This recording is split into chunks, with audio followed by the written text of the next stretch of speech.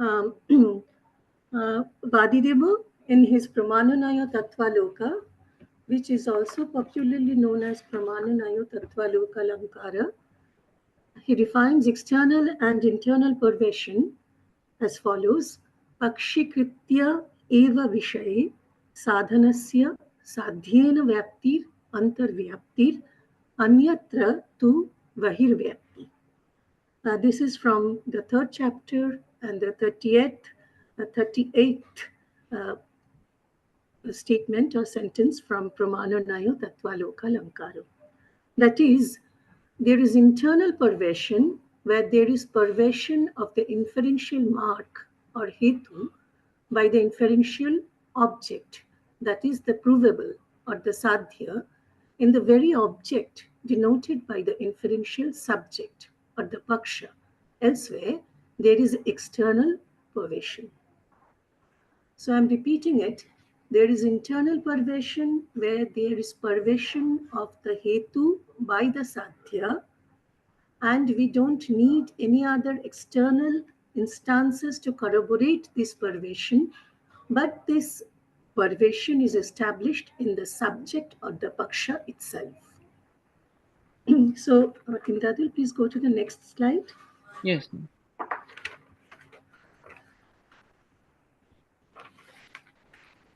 Now, just let us elaborate on this distinction between external and internal pervasion a little.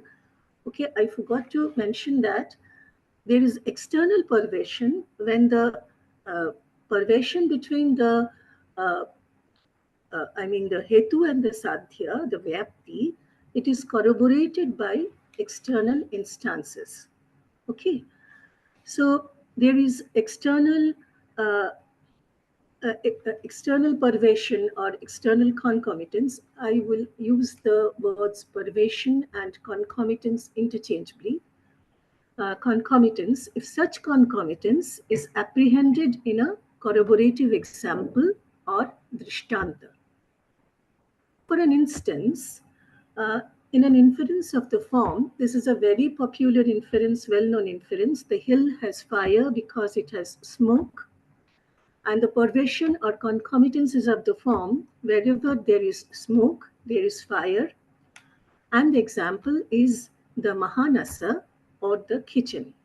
Now here the kitchen, which is other than the inferential subject. The inferential subject is the hill. Okay, so the kitchen is other than the inferential subject. That is the locus of both smoke and fire. Hence, this is a case of external concomitance or vahirvyapti. On the other hand, in an inference of the form, excuse me, all things are composed of many aspects because they have existence. That means sarvam, anekatvam, anekantam, satvat. We have it in the screen.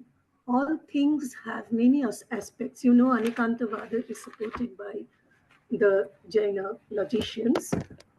So the example of internal pervasion is that all things have many aspects because they are existent.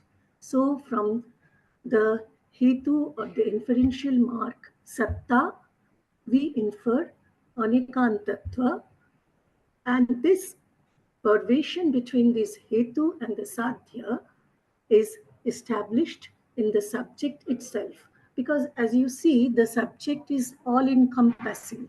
No instance can fall outside the inferential subject. So in this case, the inferential subject, namely all things, is the locus of the inferential mark, that is existence, and the provable, that is the property of having many aspects or anekantatva. So is this clear? Indadul, Yes, ma'am. Yes. can you please give, have you understood? Yeah. Yeah. Okay, so then please go to the next slide. Yes.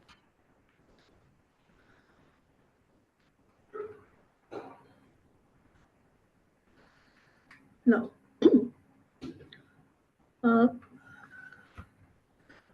Let me just quote from Vadideva Suri, who says that Yatha Anikatmakam, this is the standard example they give of internal perversion. Yatha Anikatmakam Vastu Sattvasya Tathaiva Upapattiriti. Tathaiva means in the inferential subject itself, this perversion is upapanna or established. Agnimana ayangs deshaha dhumavatvat. And in the next example, that this hill or anything, this is it has fire because it has smoke. Yat evang sa evang, that which has smoke has fire. Yatha Pakisthanam, for example, the Pakisthanam or the Pakashala, it is the kitchen. There we speak of Antarvyāpti. So these are two instances. The first is of internal concomitance and the second is of external concomitance. So I repeat, the first example is Sarvam, Anekam, Va Anekantam, Sattvat, and the second example is Parvata, Vanhiman, Dhumat. Now, Vadideva, in his Pramananayo Tattvaloka, he asserts that since it is only because of internal concomitance that the probans is capable or incapable of establishing the inferential mark. Probans may be, you may not be accustomed with this word. The inferential mark is capable or incapable or of establishing the provable or the inferential object. External concomitance or Antarvyāpti is unnecessary or superfluous. I repeat, Vadideva wishes to prove that since it is only because of internal concomitance that the inferential mark is capable of proving or disproving the inferential object.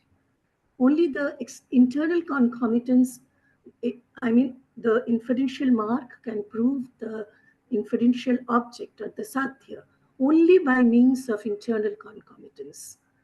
Whether it is, when they prove the inferential object by means of the inferential mark, that is by means of the internal concomitance. And when the inferential marks is incapable of proving the inferential object, that is also when the internal concomitance fails to.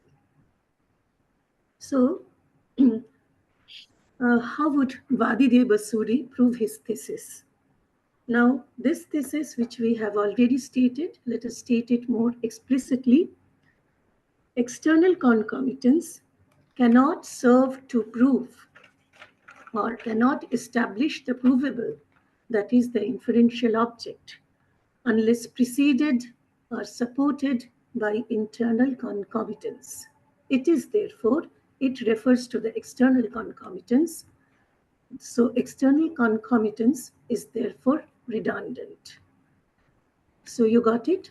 So external concomitance, if it proves the inferential object, even if it proves the inferential object by means of the inferential mark, it has to be supported or preceded by the internal concomitance. So external concomitance is redundant. Okay? That means, what would that mean? That means that all cases where the probans or the inferential mark is capable of proving the inferential object, it is internal concomitance which enables it to do so. Am I clear? So whenever the inferential, the inferential mark proves the inferential object or the sadhya, it is only by means of or only by taking recourse to internal concomitance that external concomitance can do so. And the second is that these are two reasons for accepting internal concomitance. Sorry, I have a sore throat today and I apologize for that. And external concomitance, the second reason for adopting internal concomitance, according to Vadideva, is that external concomitance is futile, vyartha, because in cases where the inferential mark is capable of establishing the provable by means of internal concomitance, it cannot be done, is incapable of establishing the provable by means of internal concomitance. It cannot be done even by means of external concomitance. So I repeat, if if it is the case that an internal concomitance cannot prove the sadhya by means of the hetu, then an external concomitance or the bahirvyapti, even by means of bahirvyapti, one is unable to do so. It is not provable. The inferential object is not provable by means of bahirvyapti by the inferential mark. Okay? So we are taking two instances that will explain or that will make the things clearer. Now take an inference of the form. Can you please go to the next slide? Yes, ma'am. Oh, it's blank. Again blank. Again blank. I think it's is it Sanskrit? Yeah. Oh, Sanskrit. I think for that reason it's not visible. Okay. Because it's not PDF. Oh, that's why it's in Word. It is in Word file. So yeah. Okay. So let me just mention it. The inference is of this form. Mat putro ayam bahirvyaktihi evam rupa swara annatha anupapattehe. I repeat, mat putro ayam bahirvyakti evam rupa swaram anyatha anupapattehe. That is, the person who is standing outside, the bahirvyakti, is my son. So I'm proving that the person who is standing outside to be my son, because such voice is not to be heard anywhere else or elsewhere. So here, if you can just note down the inferential form, entire inferential form, that I am trying to prove that the person who is standing outside is my son. So, by means of the inferential mark, that such voice which I am hearing coming from outside is not to be heard anywhere else. So the inferential mark, as you understand, is evam rupa swara anyatha anupapatti. It's not anupapattehe because that's the fifth case ending of anupapatte, patti. Okay? So anupapatti is the evam vidha swara anyatha anupapatti is the inferential mark or the hetu, and this leads to the inferential object or the sathya, the property of being my son, mat putratva. I hope you know why we have added this property when we are mentioning the inferential object, sadhya. It is not matputra, as we have mentioned. So the matputra is only a term which indicates the sadhya. It's not actually the sadhya. The sadhya would be matputratva. Now, though this, I can infer from the sound which I hear that this person standing outside is my son, though there is no corroborative example showing invariable concomitance or vyapti between the inferential mark and the inferential object, or the hetu and the sadhya. External concomitance, therefore, is not needed to establish the invariable concomitance, as internal concomitance is sufficient to prove it. So am I clear? This is I think, rather an unusual example. And please let me know whether you got it or not. I see here Shoham and also Indadul himself. Is it clear with you? Yeah, ma'am. Yeah. Okay. So now this, this inference, it serves to provide the first reason for accepting internal concomitance, that external concomitance cannot establish the provable unless preceded or supported by internal concomitance. It is redundant. In this case, there is no external concomitance which can prove the inferential mark, which can prove the inferential object from the inferential mark. So there is this external concomitance, even if there be any, it depends upon the internal concomitance. So internal concomitance proves that external concomitance is redundant. Now next, consider the inference of the following form. I think you know this inference because you have learned it or studied it in Tarka Sangraha. Tarka Sangraha, here where you have studied Sopadhika Hitva Bhasa, Swapadhika Hetu. Now the inference is of the following form. Sa Shyamaha Tat Putratvat Itara Putravat.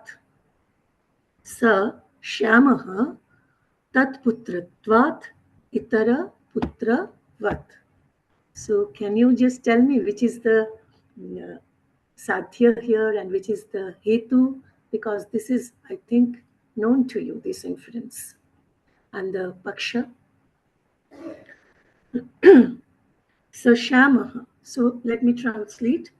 He is of dark complexion because he is her son, just as her other sons are. He is of dark complexion. So here the Paksha or the inferential subject is he, and the provable or the inferential object is having dark complexion or the property of having dark complexion, that is Shamatva, and the Hetu or the inferential mark is Tat Putratva, and the instance is Itara Putra Vat. That means we are stating a case where a mother, her other sons are of dark complexion. So even if I haven't seen a son before, I can infer from the fact that he is her son, that mother's son, that son would also be of dark complexion. Okay. Now, this is an invalid form of inference, as we all understand. So, internal concomitance is unable to prove the inferential object from the inferential mark. Okay? And even external concomitance, that means the instances where we are trying to prove it by means of external instances or corroborative examples, even when we take recourse to the external examples or corroborative examples, the inferential mark is unable to prove the inferential object. So here external concomitance is futile because in cases, so the second reason for accepting internal concomitance, external concomitance is futile because in cases where the inferential mark is incapable of establishing the provable, here the inferential, here internal concomitance cannot prove, internal concomitance between the Hetu and the Sadhya, they cannot prove that the Sadhya is there in the Paksha. So here internal concomitance cannot prove the Paksha, the Hetu, the provable object or the inferential object to be residing in the paksha. So here the inferential mark is incapable of establishing the provable by means of internal concomitance. You have to rely on external concomitance, isn't it? You understand? So Yeah, yeah. here we cannot prove the inferential object by the inferential mark if we take recourse to internal concomitance, isn't it? And we have shown that even external concomitance is incapable of doing so. So the inferential object cannot be even proved by the inferential mark, even if we take recourse to external concomitance. So external concomitance is futile, it's vyartha. It's not that when internal concomitance is of no use, external concomitance is comes to help, or we can take recourse to external concomitance. It's not the case here. Where internal concomitance fails, external concomitance also fails. Okay, so it is futile.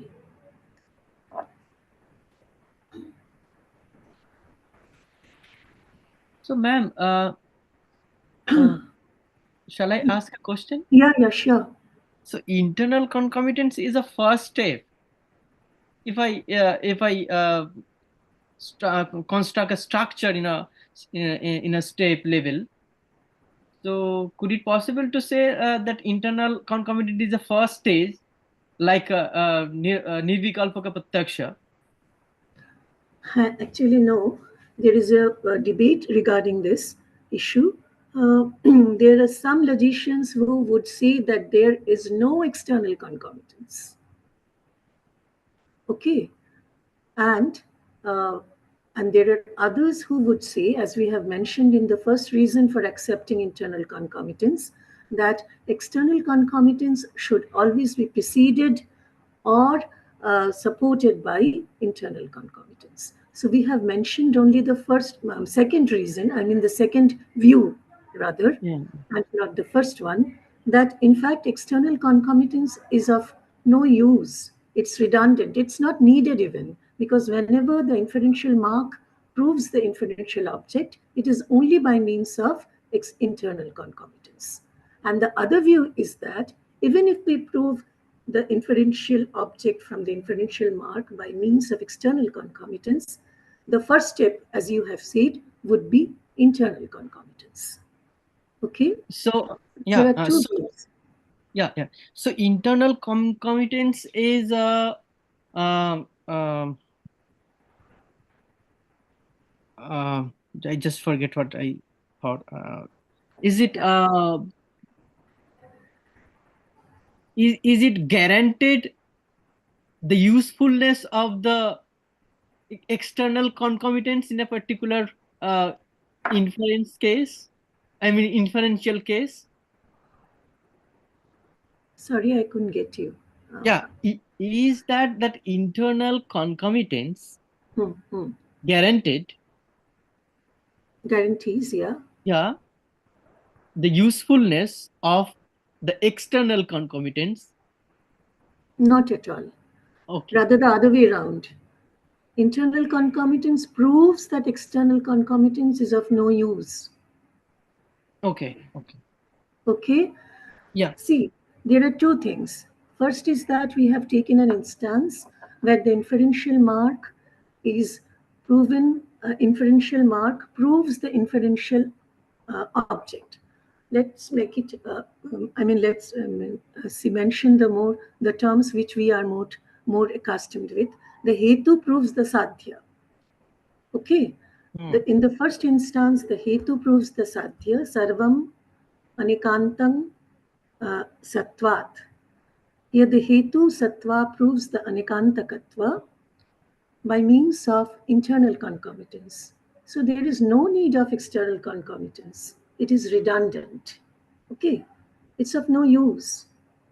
And in the second instance, we mentioned an inference where the hetu is unable to prove the sadhya by means of internal concomitance. This is an invalid inference. Okay. Okay. So, and we can show that external concomitance, even if we get, even if we take as corroborative example Itara Putra, it cannot prove that a person who is another son of this woman, he is of dark complexion. Okay. So am I clear? Yeah. Any other question, please? Ma'am, I have a question. I failed to initially I failed to grasp the exact difference between the definitions of internal and external concomitance. Can you please repeat that again? Yeah, sure. I mentioned it in the very beginning that inferential cognition is based on universal concomitance. Are you, do you know the term Vyapti? Yes, yes. Invariable Yes. concomitance, yes. Yes. So Vyapti, the relation of Vyapti, it holds between the Hetu and the Sadhya. Yes, yes. Okay. So in case of external concomitance, take an example which we all know. When we prove that there is fire in the hill, Yes. by seeing that there is smoke in the hill. Yes. So there is concomitance between the smoke and the hill. Yes. Okay? Yes. And what is the form of the concomitance? Wherever there is smoke, there is fire. Yes. As for example, the kitchen. Yes, yes. So now take the inferential subject here, or the paksha here. The inferential subject or the paksha here is the hill, parvato, Yes. Yes, yes. pandiman, dharmat. So Yes, the yes. paksha here is is parvato. Okay, and the drishtanta which we have taken, Vyapti, uh, you may be knowing that according to the Nyaya or according to any philosophical school, Vyapti is established in the instances. Yes, yes. Drishtante Vyapti Siddhaha. Yes, yes. Okay? So we have to take a drishtanta in order to establish the concomitance. And secondly, this instance should be other than the paksha. Yes, yes, yes. So hill cannot be the instance here. Yes, yes. Okay. So only the kitchen or anything else, Yes. anything other than the hill can be the instance here. Yes. So in this case, this is a case of external concomitance. That means Okay. where the relation between or the invariable concomitance between the hetu and the sadhya is proved by means of an instance which is other than the inferential subject. Yes, yes, got it. That is external. You got Yes. it? Yeah. Yes. And then there is another instance which we have mentioned. Actually, this is a very well-known instance because the Jains and also the Buddhists, as we will see later on, they have to depend on such inferences in order to prove their thesis of momentariness or the thesis that everything has many aspects, or Anikantavada. Anikantavada stands on this inference. Yes, yes, yes. Okay, so what is the inference? The inference is sarvam. Just look at the inferential subject, paksha. Yes. Sarvam anikantakam sattvat. So sattva is the hetu here. Yes, And yes. anikantakatva is the sadhya here. Yes. And just mention if you can find any instance which lies outside the inferential subject, you cannot find any because the inferential subject is all sarvam. Yes, yes. So here we say that the concomitance between the hetu and the sadhya is established. You don't need any external corroborative examples to establish the relation between or the concomitance between the hetu and the sadhya. This concomitance is established in the inferential subject itself. So pakshikritya eva vishaye.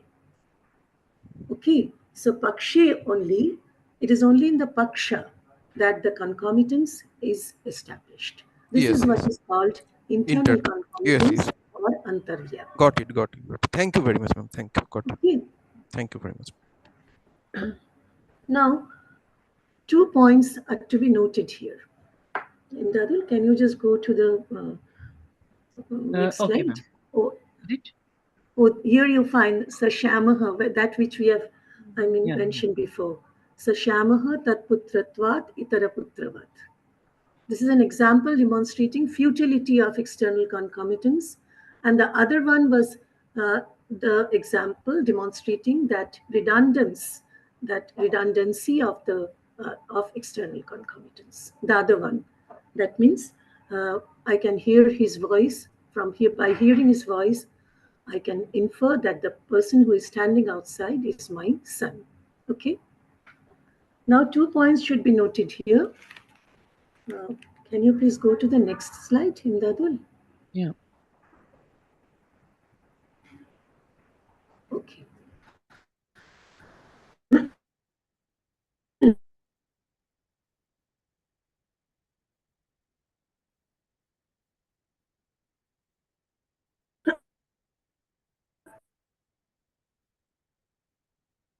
I think there is connection problem.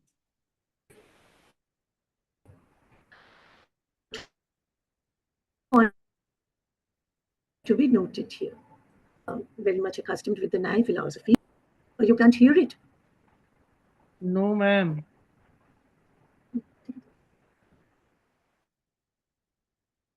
Your internet connection is not stable. Can't hear me. Yeah, now. Oh, actually, there was a call from outside. That's why. Oh, okay. No, there was a call from outside. Sorry, that's why. Yeah. So, do you know that a hetu is prayojaka? That means it is able to prove the sadhya when it has certain characteristics. The Buddhas and the Naiyayikas, they agree on this. They agree on this. What is that? That the hetu should have 3 characteristics. First is that the hetu should reside in the paksha. The inferential mark should reside in the inferential subject. This is called paksha sattva. The second is that the inferential mark should reside in a locus of the inferential object. Sapaksha sattva. Do you know what is sapaksha? You know, I think, the locus of the sadhya. Nishchita sadhyavan sapaksha. Okay. And that where we are sure that the sadhya is absent, nishchita sadhya bhavavan, that is vipaksha or asapaksha. Okay, so we have 3 characteristics of a sadhetu. The first is that the hetu should reside in the inferential subject, paksha. The second is that the hetu should reside in the sapaksha. And the third is that the hetu should not reside in the asapaksha or vipaksha. Okay?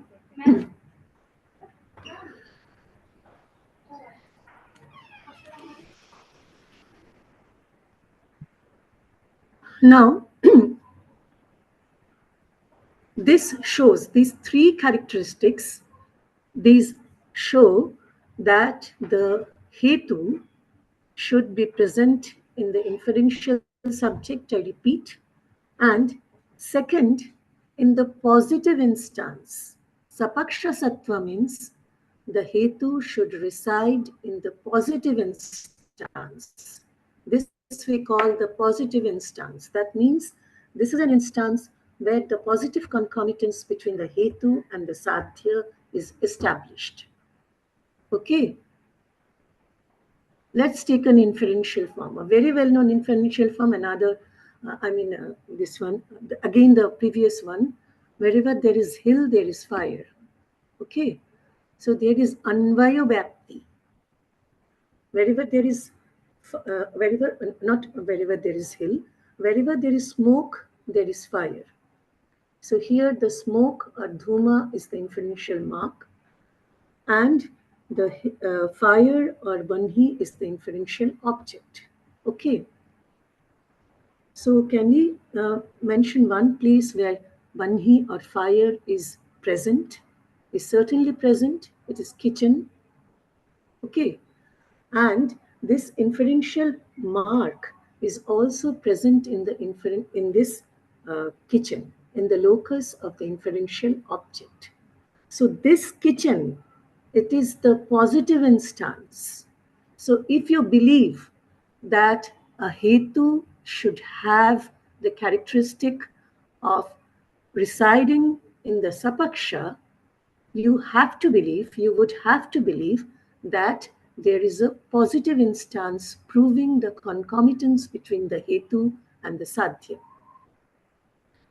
And if you believe, or if you admit that the hetu should have the characteristic of vipaksha sattva, you must believe, or you must admit, that there is a negative instance proving that wherever there is absence of the inferential object, there is absence of the inferential mark. Wherever there is absence of the vyapaka, there is absence of the vyapaka. Wherever there is absence of the sadhya, there is absence of the hetu. You got it? So if we believe, or if we admit, and it is of course admitted by the Nyayikas as well as by the Buddhists, or the Buddhists, that every hetu should have these three characteristics in order to prove the inferential object in the inferential subject. Okay?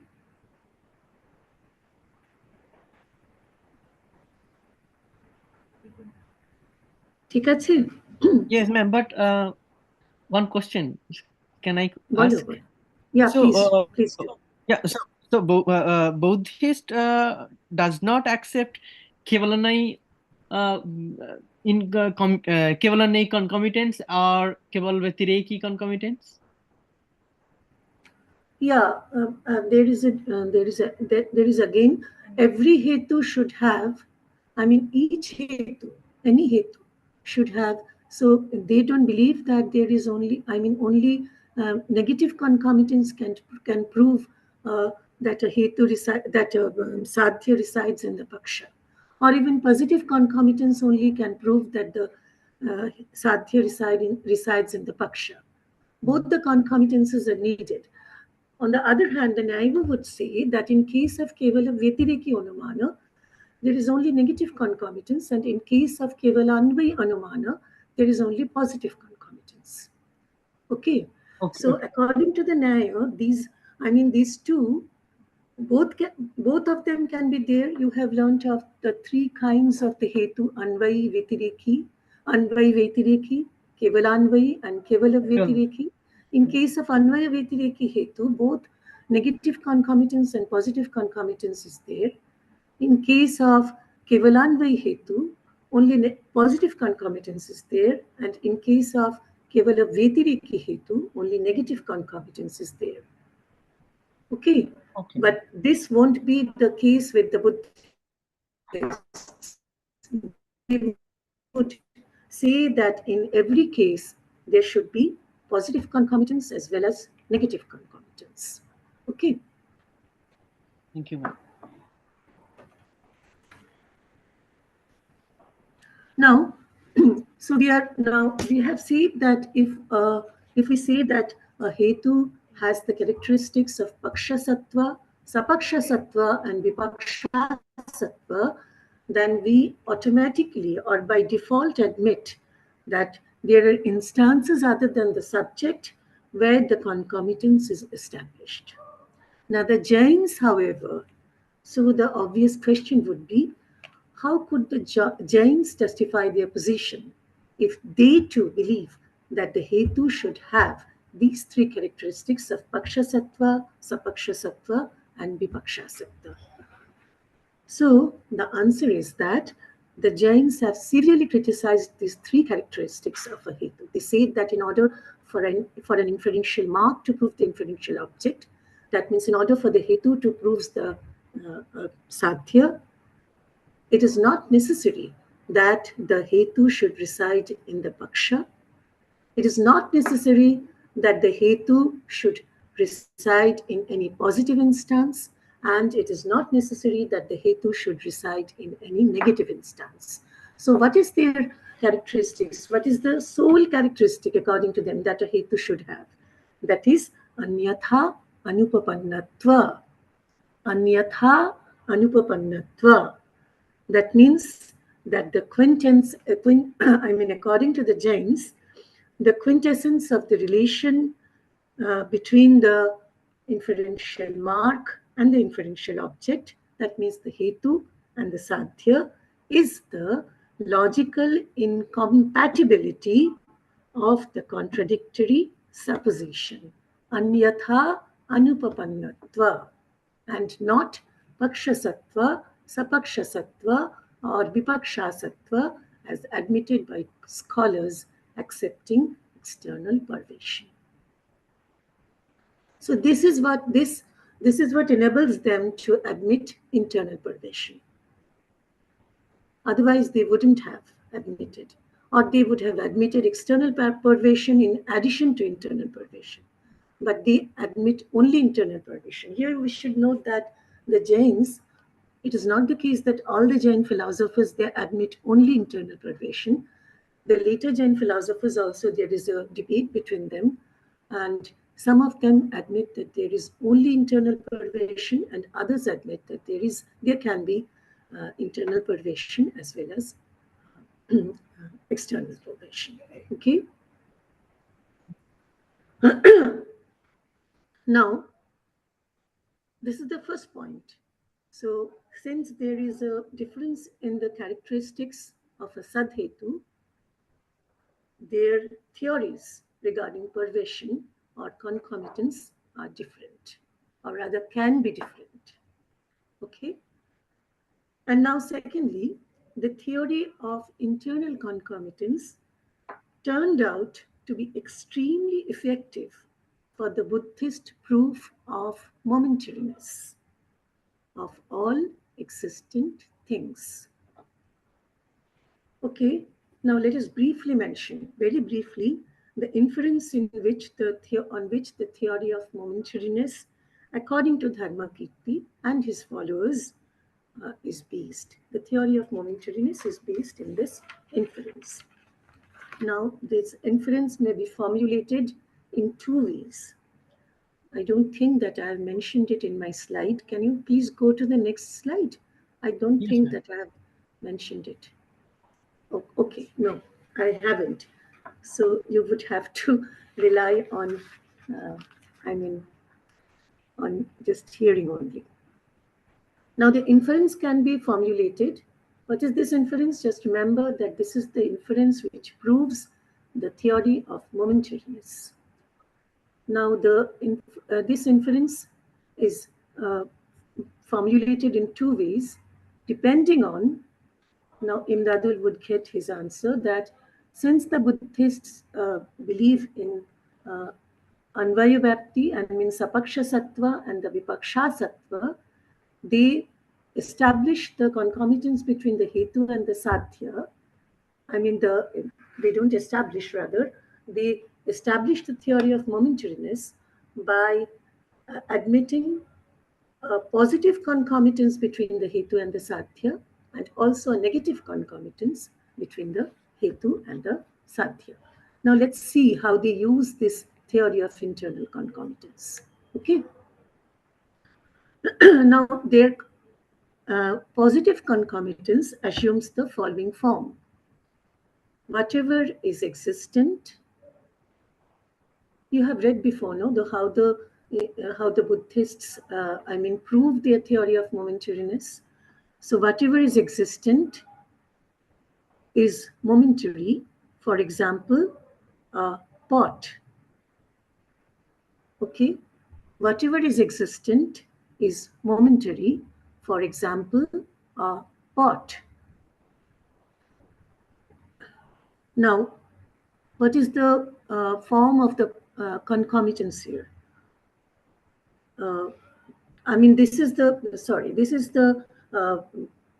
form of the pervasion or the concomitance. And what is established? What is the thesis which is established?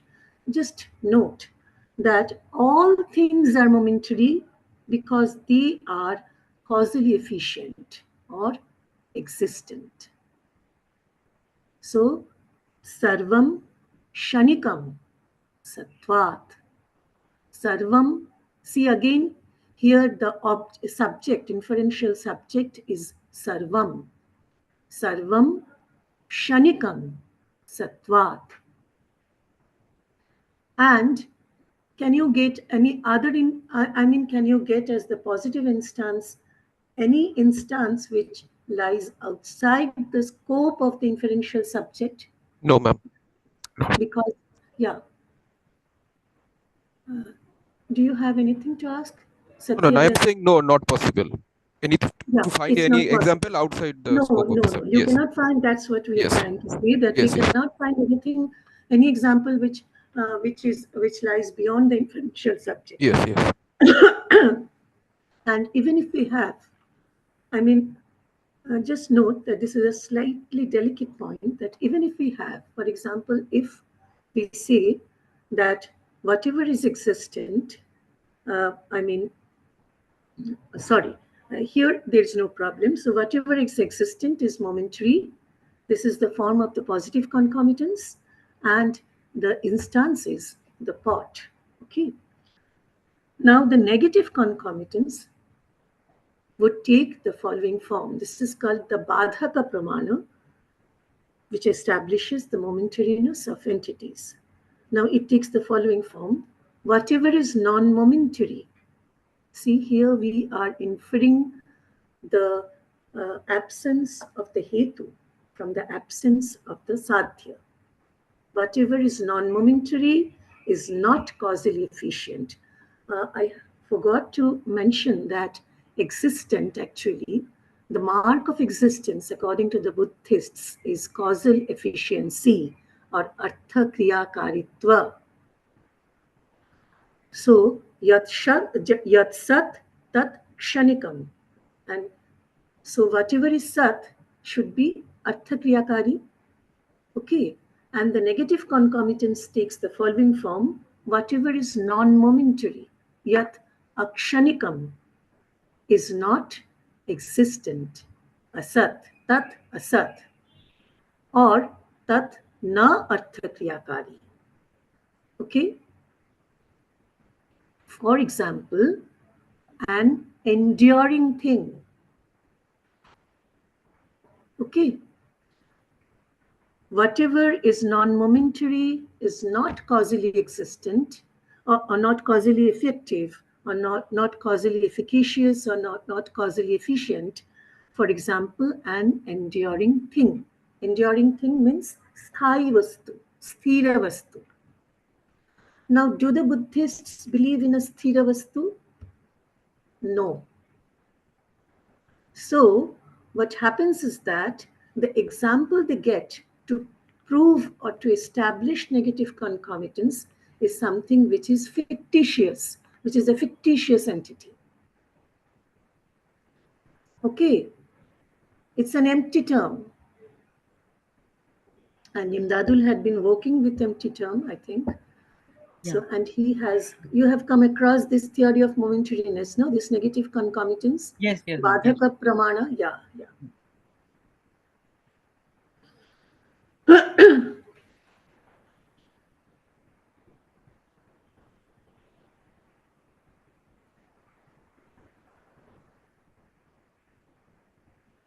So if you want to avoid anything, if we want to avoid that a fictitious entity will be the instance, we would have to admit, sorry, please bear with me.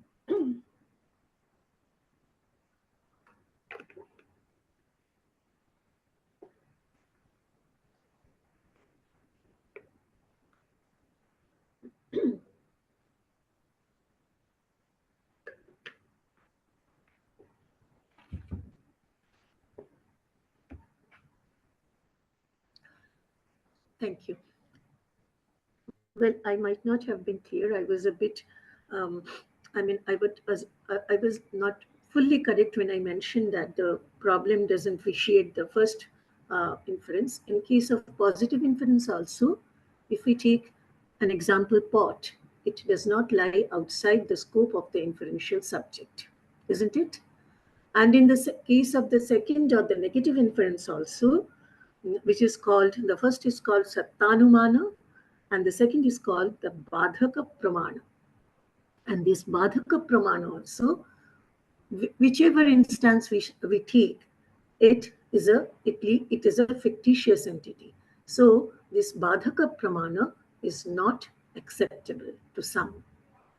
Okay, so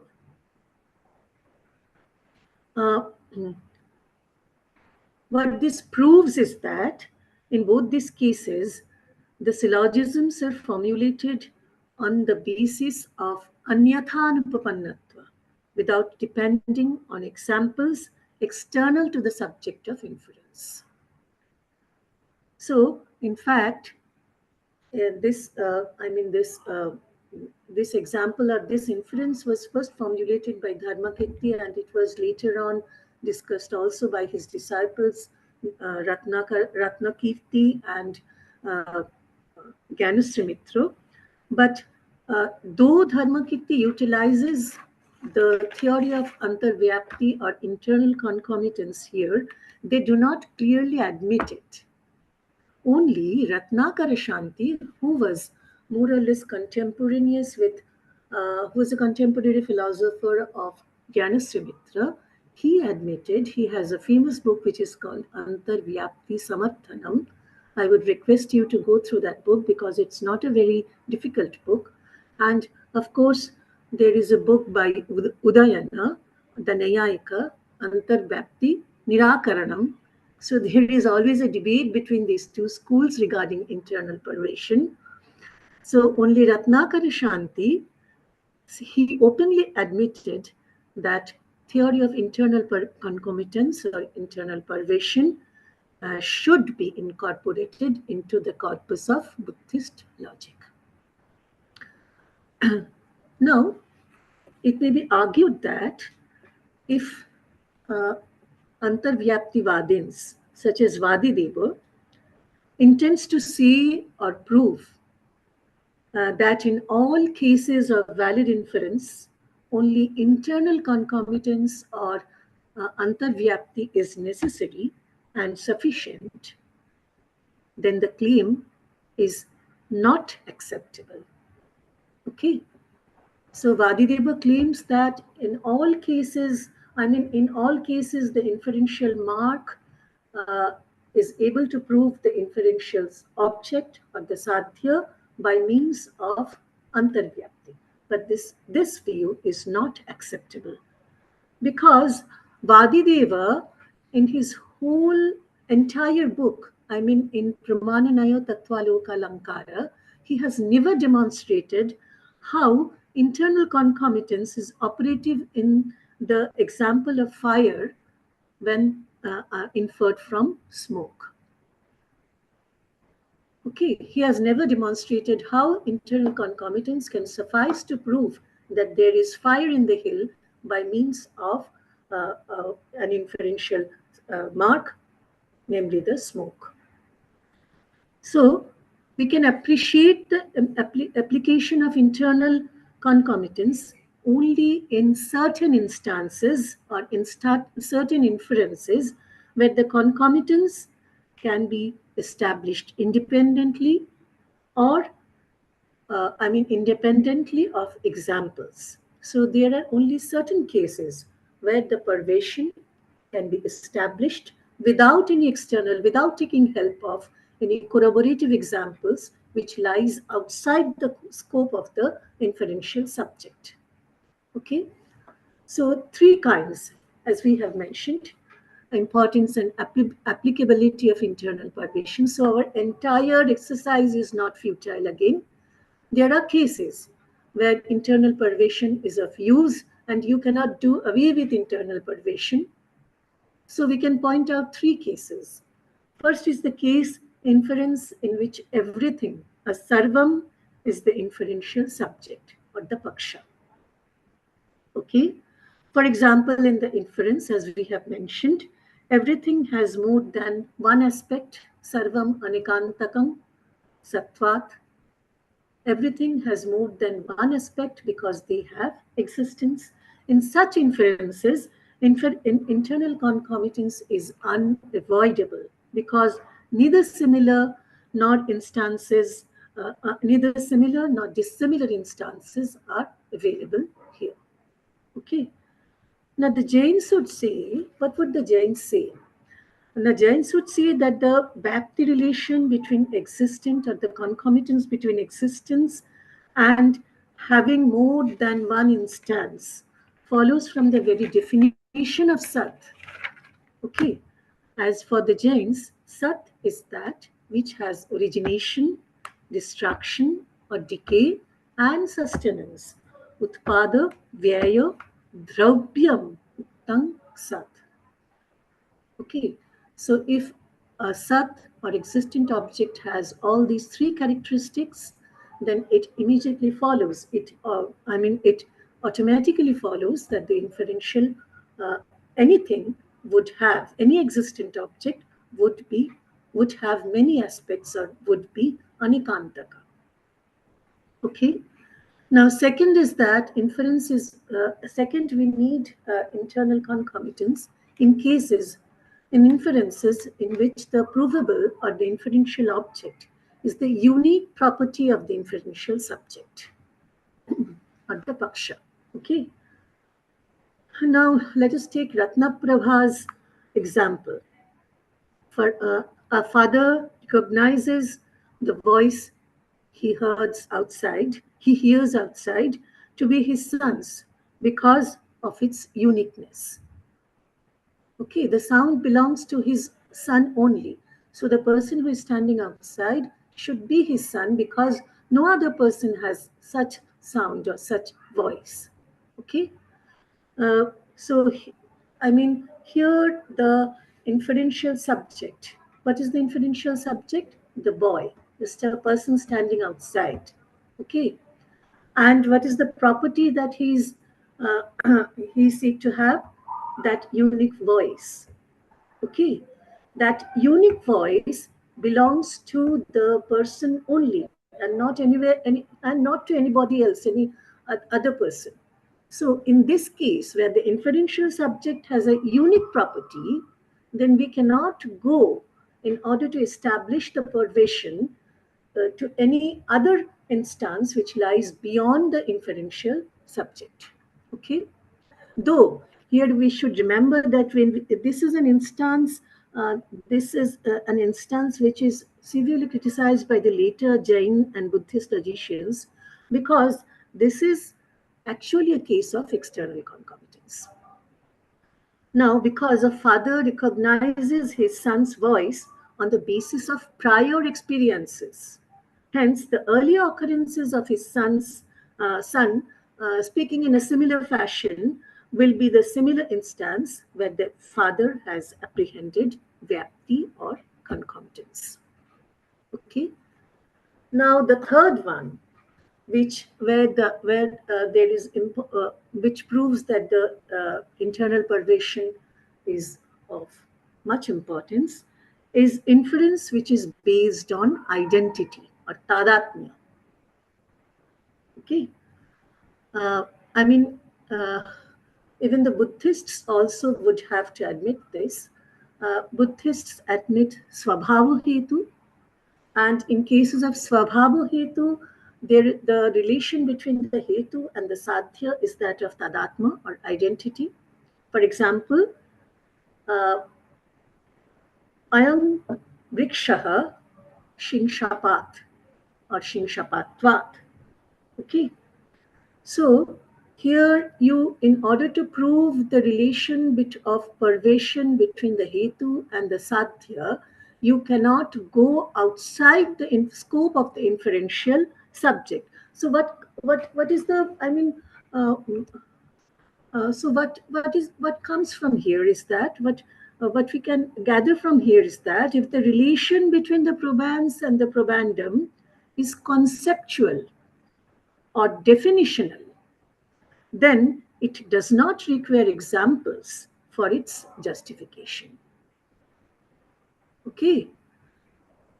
If the relation between the probans and the probandum is conceptual or definitional. That means, as you have seen, that from the probans means the inferential mark. From the inferential mark sattva, kshanikatva follows, because the very essence of sattva is arthakriyakaritva, and arthakriyakaritva leads to kshanikatva. So here the relation between the probans or the inferential mark and the inferential object is definitional. Okay, from the very definition of the inferential mark, the inferential object follows. In such cases where this relation is definitional or conceptual, the relation between the hetu and the sadhya would be of internal pervasion or Antarvyāpti.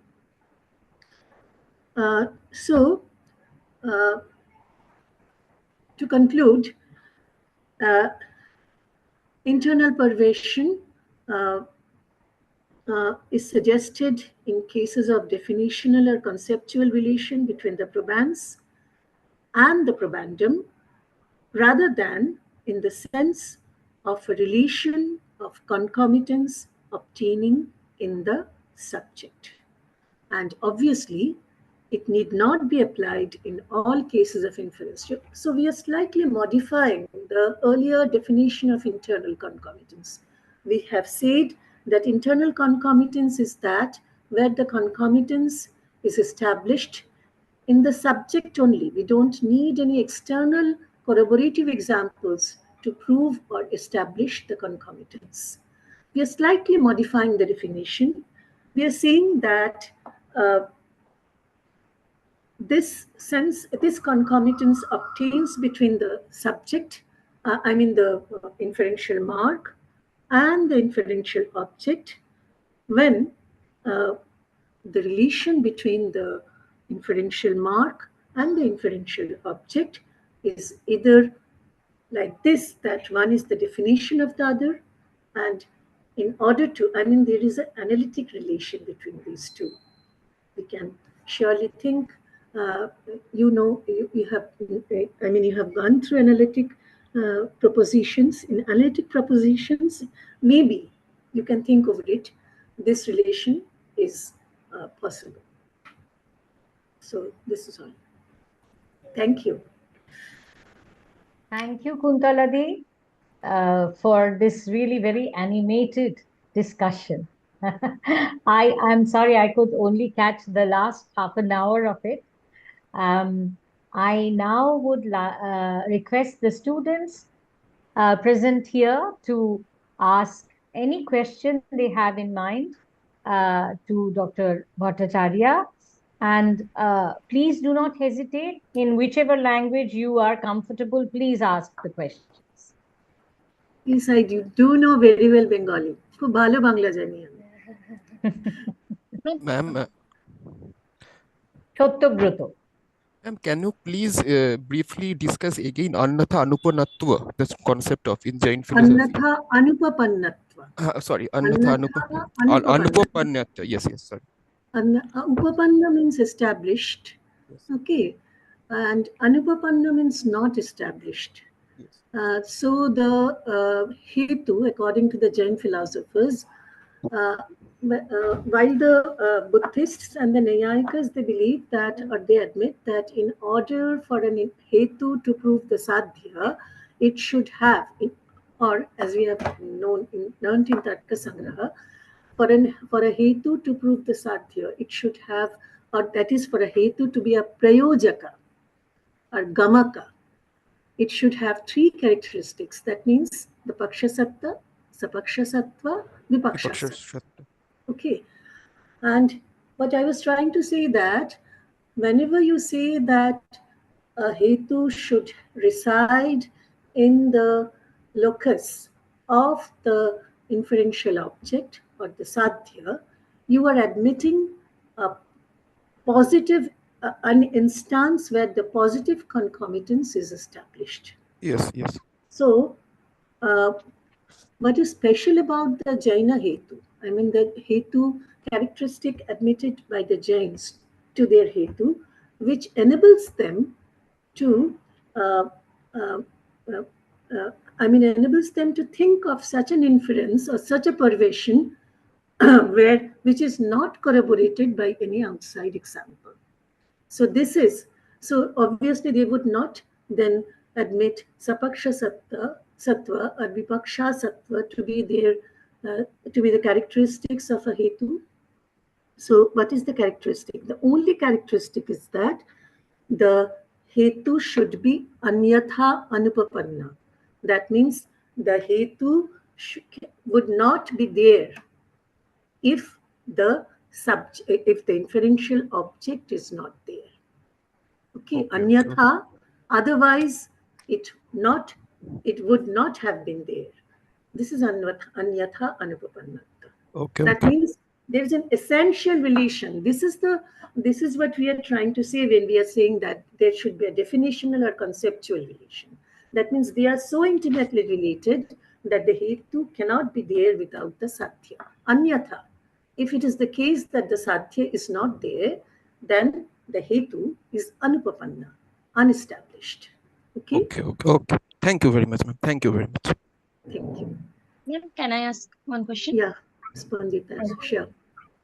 Firstly, thank you for the great discussion. And my question is, you have mentioned the book of Nyaya, that is Antarvyāpti Nirakarana, by whom? Udayana. Udayana. And I think Antarvyāpti Nirakarana by Udayana. And Antarvyāpti Samarthana by Ratnakara Shanti. Okay.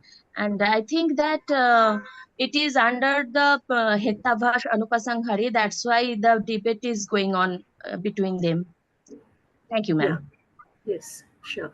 The Nyayikas would never accept this kind of inference, because once the inferential subject is all a sarvam, they would say that it is not, it is an invalid inference, and they would, say that Examples are not hetu possible. is hetva bhasa and there is anupasanghari hetva bhasa. Thank you, ma'am. Ma'am, can I say something? You're absolutely correct, huh? Ma'am, go ahead. Is there any particular distinction between internal and external concomitance? How do we distinct between them? Any particular distinction? The only distinction is that, the only distinction is that in case of external concomitance, we need, see, concomitance is always established in an instance. Okay. ব্যাপ্তি সর্বদা কোনো একটা দৃষ্টান্তে সিদ্ধ হয়. Okay. So, what is this instance? If this instance falls outside the scope of the inferential subject, that means if the instance is not the paksha or something other than the paksha, then it is a case of external concomitance or bahirvyapti. And if this instance is nothing other than the paksha, if it falls within the scope of the inferential subject, then it is called antarvyapti. This is the difference between the two. Okay, got it. Thank you, ma'am. Thank you very much. This is why that we say that when the paksha is sarvam, there is always internal perversion or internal concomitance, because if you take any example, since the paksha is sarvam, it would fall within the scope of the subject or inferential subject itself.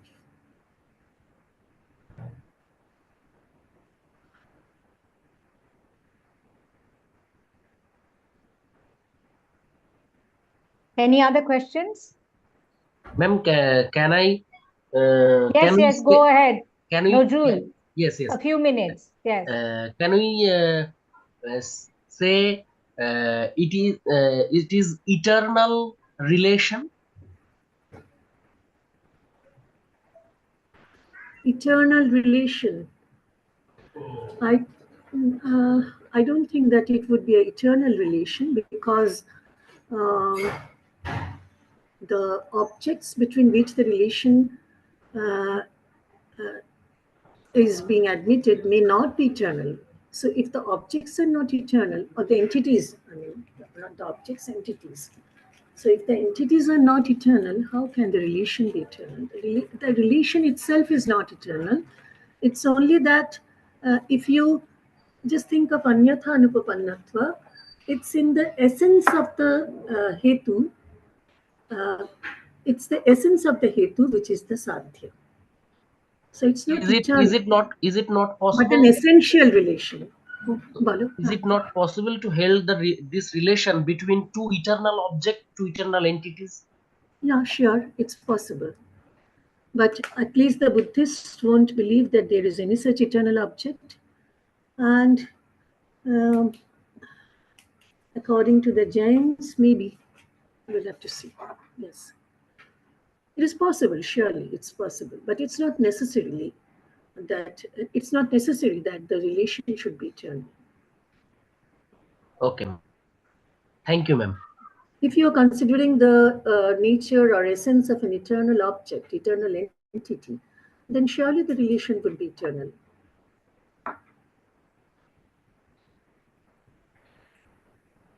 It's basically the relation of identity, the relation that an essential characteristic has with the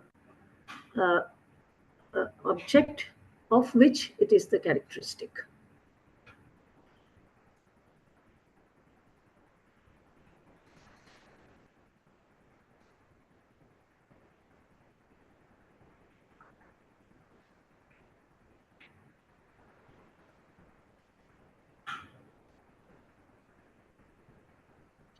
Ma'am, I have a confusion.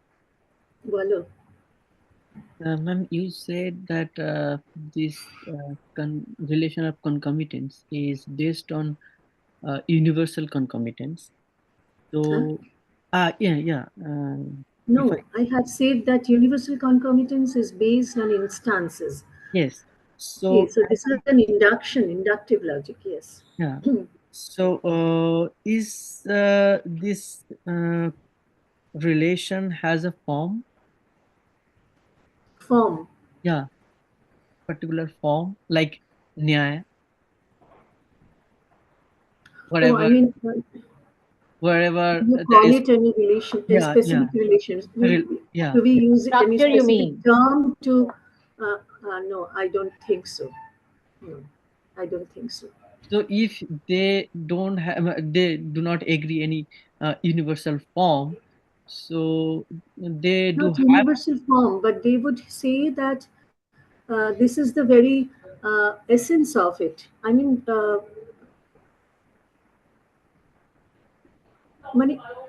they won't say that this relation. I mean, this is a specific relation. I mean, they don't name the relation. Yeah. But if so, then Buddhists would It won't have. be some yoga, samavaya, or anything like that. Okay, but it's a relation which is a natural relation between the inferential mark and the inferential object. Okay.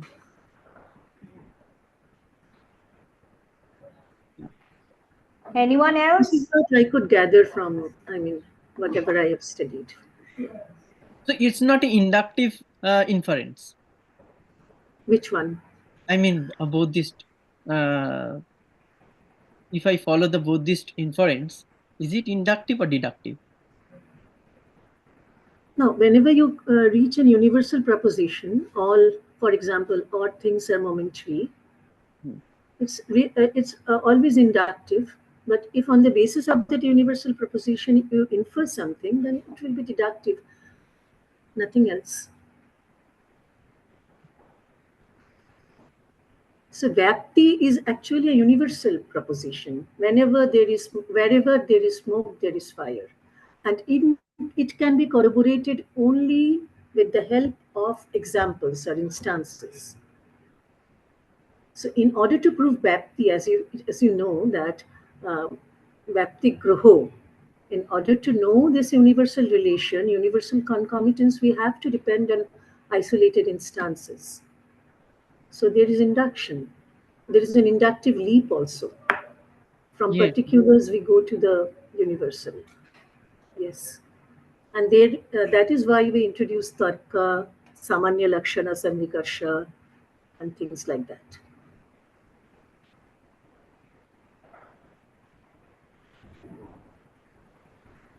Thank you. Any other questions? Okay, so we will end this session here. Thank you, Kuntaladi, and thank you all for being here. And we wish to have you again with us, Kuntaladi, under the auspices of Bhakti Vedanta Research Institute. Thank you so And much. Yeah. okay, okay. If And the I students think have any questions later on, they can yes, always sure. ask me. Yes, sure. If you have other questions, you can always write to ma'am via Imdadu.